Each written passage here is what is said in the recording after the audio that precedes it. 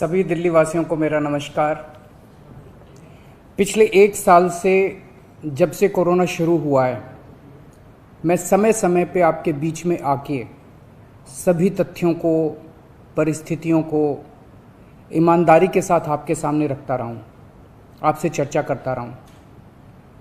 एक चीज़ हम लोगों ने हमेशा गांठ बांध के रखी, आपको कभी गलत तथ्य नहीं दिए, आपसे कभी झूठ नहीं बोला, जो था आपके सामने रख दिया। अगर स्थिति अच्छी थी तो भी आपको बताया, स्थिति खराब थी तो भी आपको हमने ईमानदारी से बताया, क्योंकि हम पहले दिन से समझ गए थे कि ये इतनी बड़ी आपदा है कि आपके साथ के बिना, जनता के साथ के बिना अकेले इस आपदा से सरकार सामना नहीं कर सकती। जनता का सहयोग और जनता की सहभागिता इस पूरे संघर्ष में बेहद ज़रूरी है।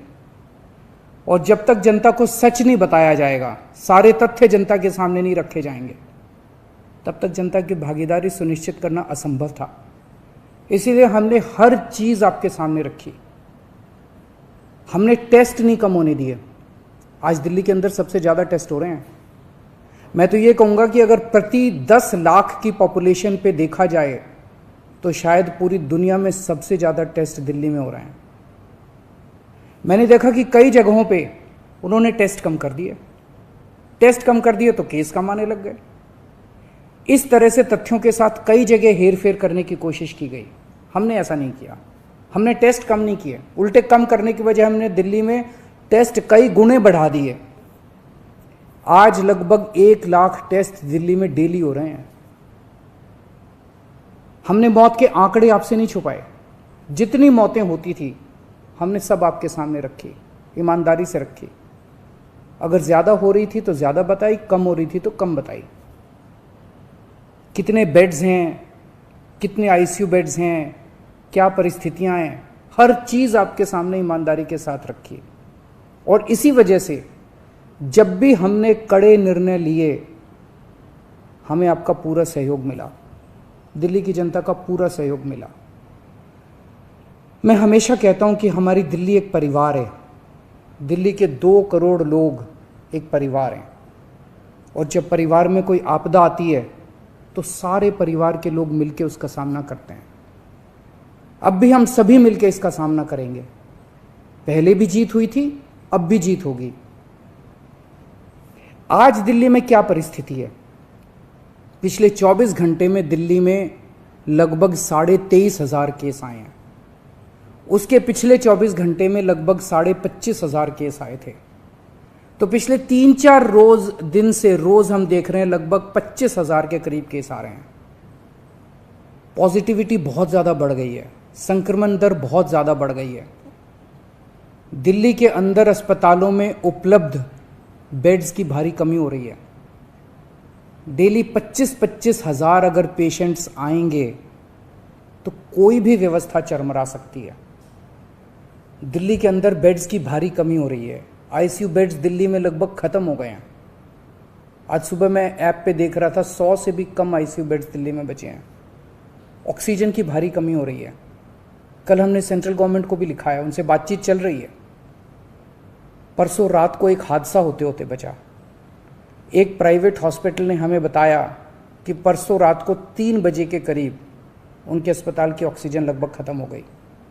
वो बोले जी हम तो बहुत बुरी तरह से डर गए, बहुत बड़ा हादसा हो सकता था। इधर उधर हाथ पैर मार के किसी तरह से उन्होंने कहीं से ऑक्सीजन का इंतजाम किया।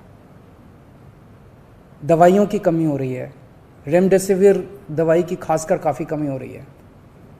ये सारे तथ्य मैंने आपको डराने के लिए नहीं बताए। ये सारी परिस्थिति है और इन परिस्थितियों में हमें अब अगला कदम क्या उठाना है, इस पे चर्चा करने के लिए मैंने आपको ये परिस्थिति बताई है। तो दिल्ली के अंदर कोरोना की परिस्थिति काफ़ी गंभीर है। अभी तक हमने दिल्ली के अंदर हेल्थ सिस्टम को बड़े अच्छे तरीके से मैनेज किया। दिल्ली में 4थी वेव आई है।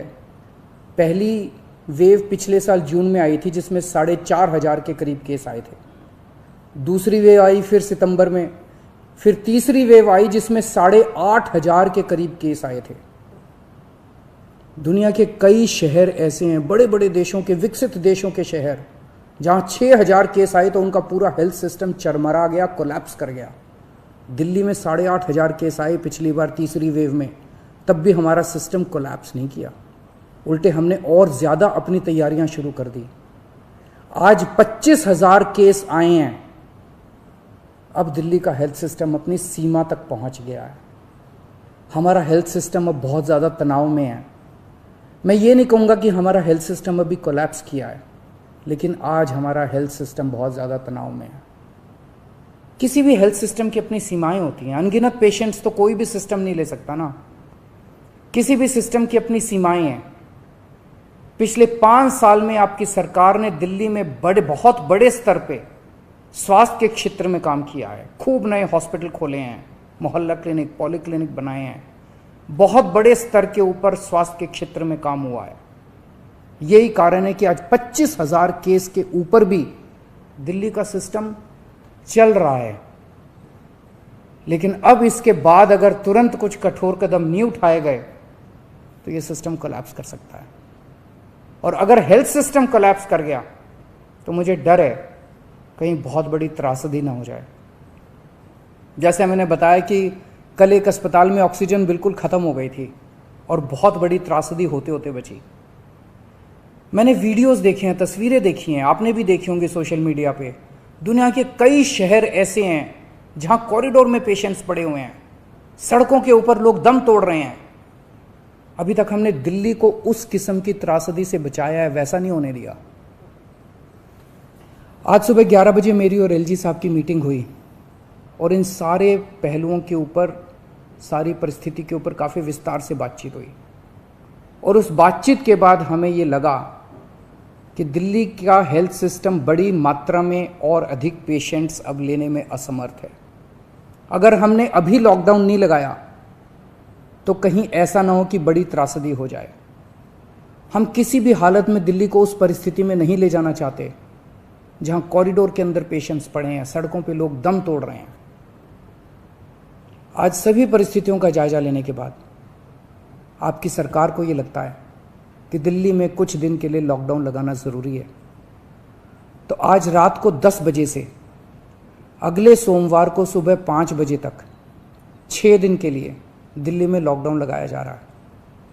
इस दौरान जाहिर है कि जो एसेंशियल सर्विसेज हैं वो जारी रहेंगी, खाने पीने की, मेडिकल व्यवस्थाओं की वो जारी रहेंगी। ये शादियों का सीज़न है, लोगों के बड़े मुश्किल से रिश्ते बनते हैं, हम उनके रिश्ते तोड़ना नहीं चाहते, तो लोगों की शादियां संपन्न हों, लेकिन केवल 50 लोगों के गैदरिंग के साथ संपन्न हो। उसके लिए अलग से पास दिए जाएंगे। इसके बारे में अभी थोड़ी देर में डिटेल्ड ऑर्डर जारी हो जाएगा कि कौन कौन सी चीज़ें जारी रहेंगी और कौन सी चीज़ों पर पाबंदी रहेगी। मैंने और एलजी साहब के हम दोनों ने निर्णय तब लिया है जब हमारे पास कोई उपाय नहीं बचा था। हमारे लिए निर्णय लेना आसान नहीं था, क्योंकि मैं समझ सकता हूं कि लॉकडाउन के दौरान किस तरह से लोगों के रोज़गार ख़त्म हो जाते हैं, लोगों की कमाई ख़त्म हो जाती है, और ख़ासकर सबसे गरीब तबके के लिए तो ये बेहद मुश्किल होता है। जो दिहाड़ी करके रोज़ कमाते हैं उनके लिए तो बेहद मुश्किल हो जाता है। पिछली बार जब देश में लॉकडाउन लगा था, हमने देखा कि किस तरह बड़ी संख्या में प्रवासी मजदूर अपने गांव जाने लगे थे। उनसे मैं ख़ास तौर से हाथ जोड़ के अपील करना चाहता हूं, ये छोटा सा लॉकडाउन है, 6 दिन का, दिल्ली छोड़ के मत जाइएगा। आपके आने जाने में इतना समय खराब हो जाएगा, इतना पैसा खराब हो जाएगा, इतनी ऊर्जा खराब होती है। दिल्ली में रहिए। मुझे उम्मीद है कि ये छोटा लॉकडाउन है और छोटा ही रहेगा। मुझे पूरी उम्मीद है कि शायद बढ़ाने की ज़रूरत ना पड़े। आप दिल्ली में रहिए, यकीन मानिए हम पूरी ईमानदारी के साथ सब मिल के लड़ेंगे तो जल्दी इस मुसीबत से छुटकारा पाएंगे। मैं आपको यकीन दिलाता हूँ, सरकार आपका पूरा ख्याल रखेगी। मैं हूँ ना, मुझ पे भरोसा रखिए। मेरी दिल्ली के सभी नागरिकों से अपील है कि ये निर्णय हमने बहुत मुश्किल से लिया है। आप सब लोग जानते हैं कि मैं लॉकडाउन के सख्त खिलाफ रहा हूँ। हमेशा से मैंने लॉकडाउन का विरोध किया है। मेरा ये मानना है कि लॉकडाउन से कोरोना ख़त्म नहीं होता, लॉकडाउन से कोरोना की स्पीड कम हो जाती है। मेरा हमेशा ये मानना है कि अगर किसी भी शहर या राज्य की स्वास्थ्य व्यवस्था अपनी सीमा तक पहुंच जाए तो लॉकडाउन लगाना जरूरी हो जाता है, ताकि पेशेंट्स का नंबर कम हो जाए, ताकि हेल्थ सिस्टम को और दुरुस्त किया जा सके।